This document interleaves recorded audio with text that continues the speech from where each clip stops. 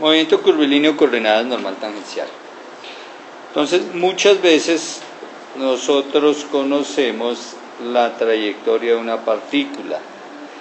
Y si esa trayectoria es una curva, o sea, la trayectoria es curvilínea, y si adicionalmente nosotros conocemos la función que nos va describiendo la posición de la partícula en función del tiempo, o sea, esa posición la podemos relacionar con el tiempo, es decir, vamos a conocer en cada instante de tiempo el conjunto de puntos por donde pasó la partícula y una función que nos describe ese conjunto de puntos. Entonces aquí resulta útil sacar un sistema coordenado especial que nos facilite el trabajo. Ese sistema coordenado especial es un sistema normal tangencial. Bueno, y es especial por lo siguiente: si yo tengo la partícula en algún instante de tiempo en esta posición, voy a decir que esa partícula en esa posición lleva una velocidad, y esa velocidad de la partícula tiene de especial que la marcamos como un vector, pero ese vector es tangente a la trayectoria, es decir, toca la trayectoria en un punto. Esa es la característica de la velocidad. Siempre la velocidad es tangente a la trayectoria. Entonces, yo aprovecho ese concepto de que la velocidad es tangente a la trayectoria para ahí, sobre esa línea de velocidad, pasar un eje. Ese eje que voy a pasar por encima de la línea de velocidad lo voy a llamar el eje tangencial. Y voy a posicionarme ahí exactamente sobre la partícula. Bueno, la partícula está aquí se supone que está aquí en el punto naranja. Perpendicular al eje tangencial voy a trazar otro eje que forme 90 grados con el eje tangencial. Se llama el eje normal. El eje tangencial lo voy a considerar positivo en la dirección que incrementa S. Y el eje normal lo voy a considerar positivo hacia el centro de la curva. Entonces, si nos fijamos acá, la curva por este lado es una curva, ahí en ese instante, es una curva cóncava. El centro de curvatura está en esta región. Entonces, hacia allá va a quedar positivo el eje normal. Si, por ejemplo, dibujamos la partícula en otro punto, por ejemplo acá, entonces lo primero que hago es dibujar el vector velocidad. Vamos a dibujar el vector velocidad de la partícula en el punto. Entonces el vector velocidad irá hacia allá, porque siempre la velocidad es tangente a la trayectoria. Y por encima de la velocidad dibujo el eje tangencial. Formando 90 grados con el eje tangencial, dibujo el eje normal. Y el eje normal es positivo hacia el centro de curvatura. En ese instante, el centro de curvatura, aquí es cóncava por este lado, mire. Entonces el centro de curvatura está en esta región. Hacia allá es positivo el eje normal. Pero el eje normal siempre forma 90 grados con el eje tangencial. Entonces voy a tener un sistema coordenado en movimiento. Estamos acostumbrados siempre al eje X y Y estático, pero este sistema coordenado se va moviendo como se va moviendo la partícula y adicionalmente va cambiando sus direcciones. Es un sistema especial de trabajo. ¿Por qué es especial? Porque sobre el eje tangencial queda la velocidad. Sobre el eje tangencial queda la velocidad. Ahora, como sobre el eje tangencial queda la velocidad, y la velocidad es un vector, recuerden que un vector siempre lo puedo representar como un vector que mida 1, que lo llamo vector unitario, pero en este caso, como ese vector rojo que dibujé, que mide 1, es un unitario que va en dirección tangencial, entonces lo voy a llamar vector unitario tangencial. Y un vector que también mida 1, y que forme 90 grados con el unitario tangencial, lo voy a llamar el vector unitario normal.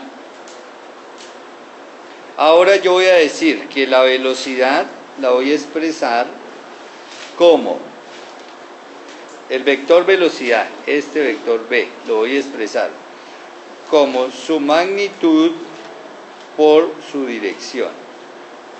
Cualquier vector lo puedo expresar como su magnitud por su dirección. Esto es la magnitud de la velocidad, y a la magnitud de la velocidad la llamamos la rapidez. Y esta es la dirección de la velocidad.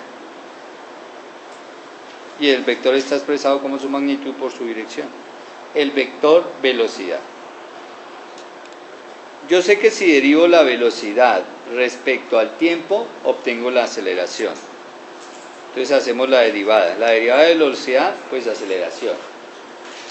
Y aquí me toca hacer esta derivada, pero esto de acá es un producto de un escalar por un vector. Entonces voy a derivar.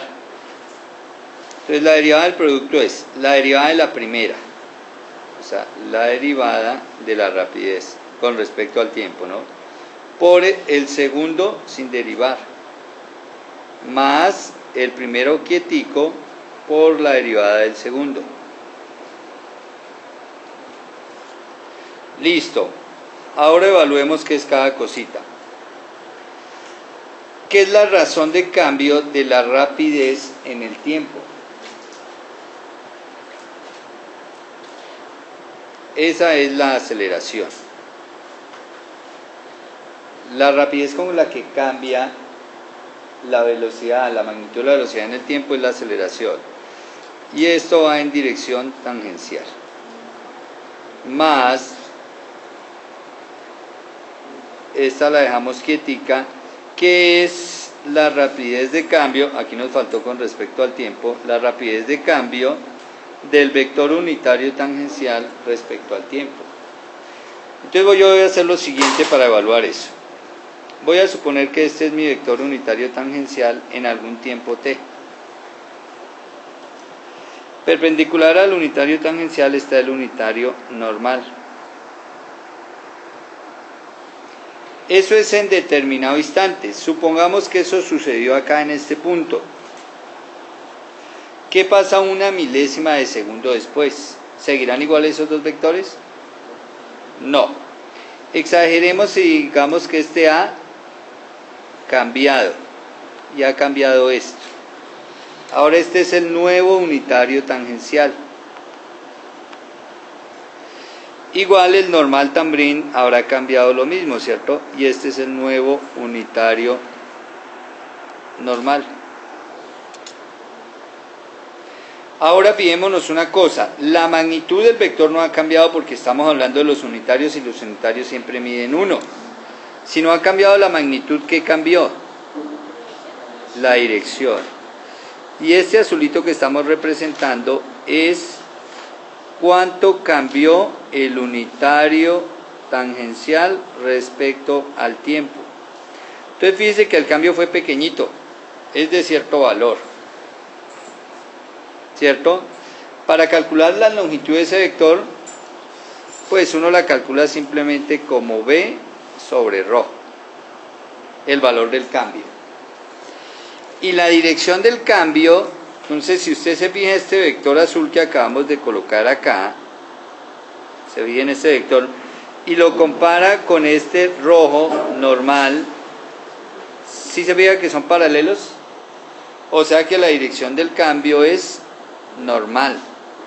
Entonces este es el valor de la magnitud del cambio y está dirigido ese cambio en dirección normal.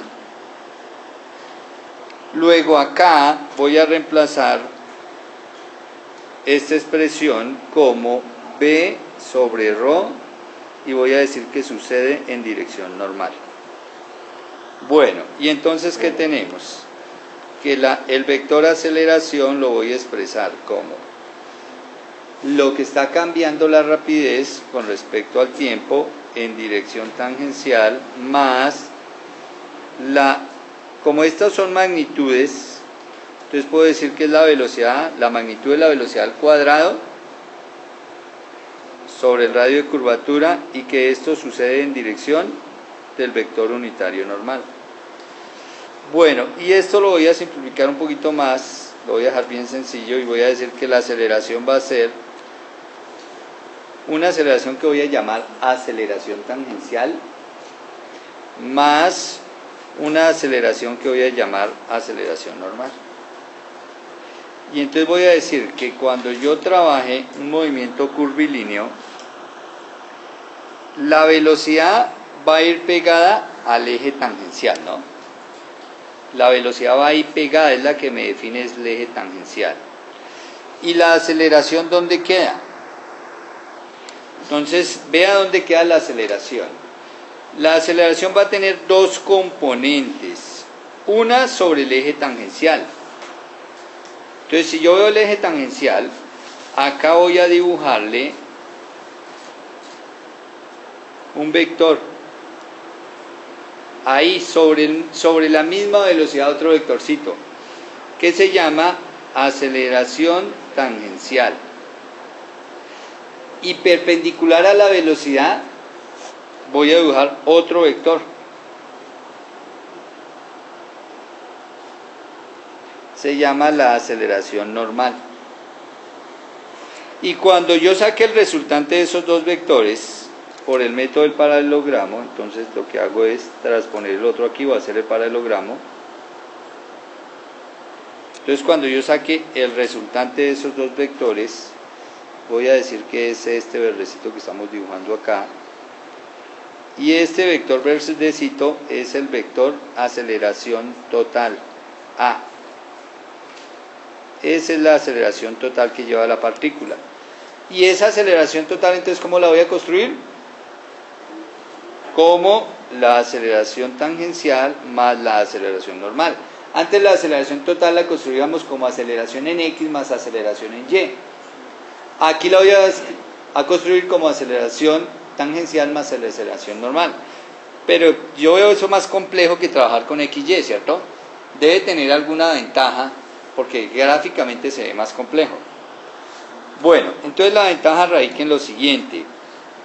Esta parte del vector, esta parte, o sea la aceleración tangencial, me va a representar el cambio numérico de la velocidad.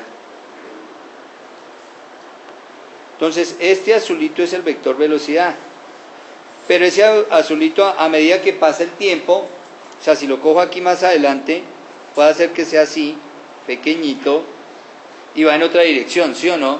Cuando la partícula esté aquí, puede hacer que sea más pequeño y que vaya en esa dirección. Si es más corto, pues estoy diciendo que cambió su magnitud. ¿Cuánto cambió su magnitud? Pues eso me lo dice la aceleración tangencial.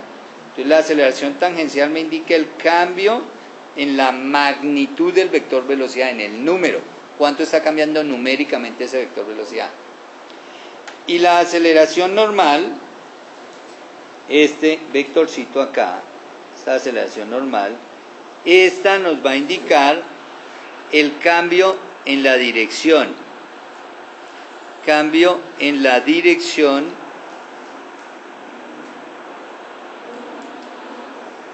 de la velocidad. Entonces, si yo veo el vector velocidad acá, en este punto, digamos en el punto A, y lo veo en el punto B, pues yo veo que el vector velocidad en A y en B no llevan la misma dirección. Incluso si lo tomo A y lo tomo un poquito después de A, por ejemplo acá, y lo llegara a dibujar, pues este sería el vector velocidad. Mire cómo ha cambiado su dirección y hasta puede haber cambiado su magnitud. Pero entonces lo especial acá es que de una vez me doy cuenta cuánto cambió en magnitud y cuánto cambió en dirección. A partir de estos dos vectorcitos. Bueno, debemos contemplar los siguientes aspectos. Si yo tengo una curva, esa curvatura no tiene un radio constante, tiene un radio variable. Igual que los centros de curvatura. Por ejemplo, si voy a trazar esta partecita de la curva, pues yo tendré que colocar mi compás por acá para trazar esta porción de curva. y este va a ser el centro donde yo coloco el compás, y esta distancia del centro donde está la curva se llama el radio. Cuando el radio de curvatura no es constante, sino es variable, utilizamos la letra ρ. Ahora, si yo la tomo en esta parte, por ejemplo, pues el radio de curvatura es bastante grande, porque la curva aquí tiende a ser plana. Cuando la curva tiende a ser plana, el radio de curvatura se vuelve muy grande.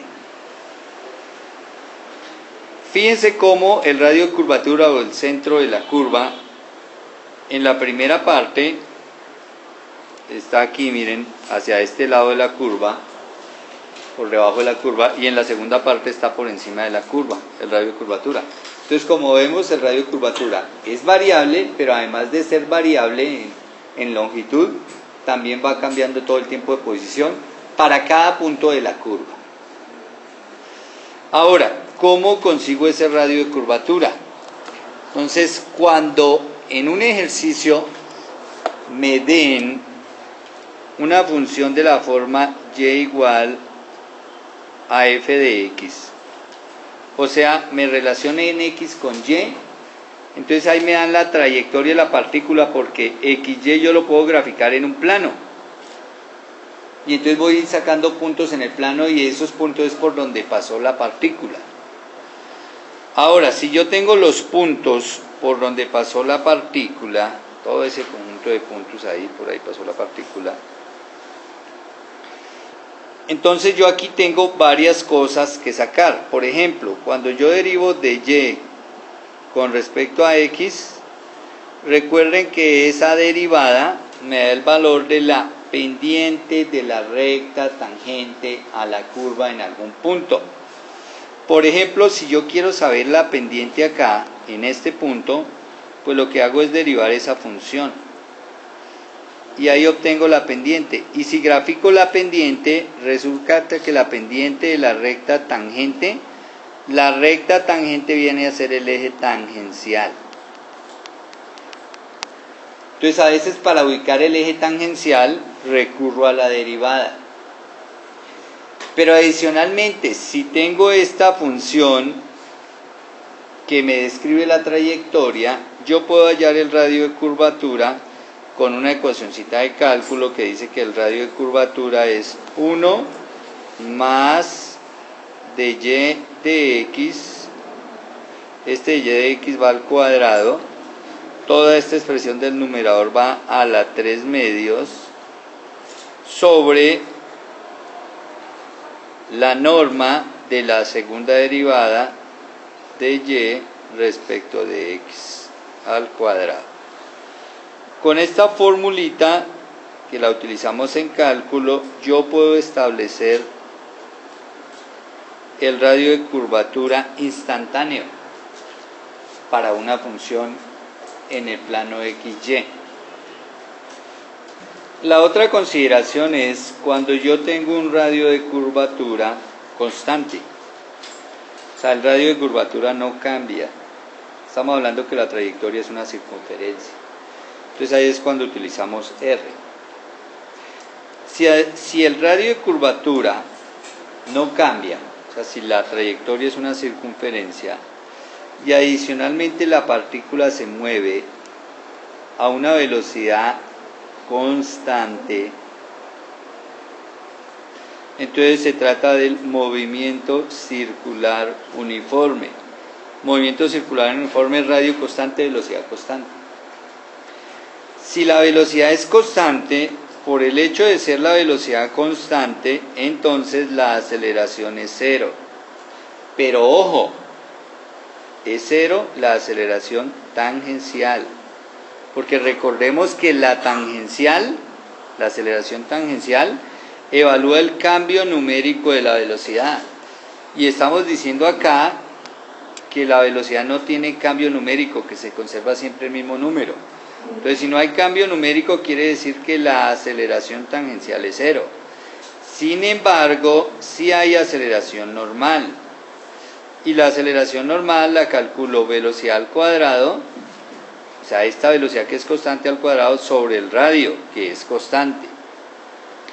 Y esta aceleración normal va hacia el centro de la curva. Este es el vector aceleración normal. Y por ir hacia el centro de la curva, esta aceleración normal, en ese caso, la llaman aceleración centrípeta.